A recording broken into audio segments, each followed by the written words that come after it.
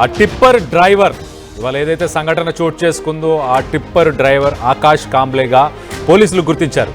మహారాష్ట్ర వాసిగా తనని గుర్తించారు. మహబూబ్ నగర్ జిల్లాకు చెందిన లచ్చా నాయక్ దగ్గర ఆయన డ్రైవర్గా వర్క్ చేస్తున్నాడు. ఇతనే ఆ ఫోటోలో కనిపించే అతనే ఆకాష్ కాంబ్లే. చూడడానికి చిన్న పిల్లాడిలాగా కనిపిస్తున్నాడు, కానీ ఒక హెవీ వెహికల్ని, ఒక హెవీ లైసెన్స్ ఉండాల్సిన వెహికల్ని నడిపాడు. మరి డ్రైవర్గా పనిచేస్తున్నాడు ఆకాష్ కాంబ్లే. లచ్చా నాయక్ అనే మహబూబ్నగర్ జిల్లాకు సంబంధించిన ఒక లచ్చా నాయక్ అనే పర్సన్ దగ్గర ఈయన వర్క్ చేస్తున్నాడు.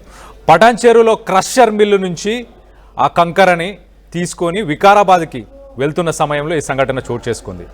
అతి వేగంలో ఉన్నప్పుడు ఆ బస్సుని ఢీకొట్టడం వల్లనే ఈ టిప్పర్ డ్రైవర్ ఆకాష్ చేసిన ఇన్సిడెంట్ మన అందరికీ తెలిసిందే.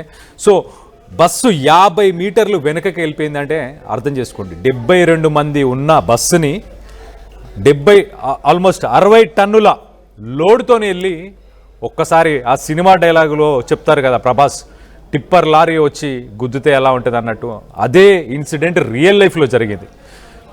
అంత దారుణంగా ఉందంటే ఆ 60 టన్నుల కంకర మొత్తం వెళ్ళి ఆ బస్సుపై పడిపోయింది.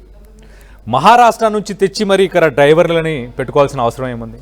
ఒక హెవీ వెహికల్ అంటే చూడండి, 10 టైర్స్ టిప్పర్ లారీ. అది ఆ లారీని నడపడానికి హెవీ లైసెన్స్ కావాలి. మరి ఆ లైసెన్స్ ఉందా ఈ ఆకాష్ కాంబ్లే దగ్గర?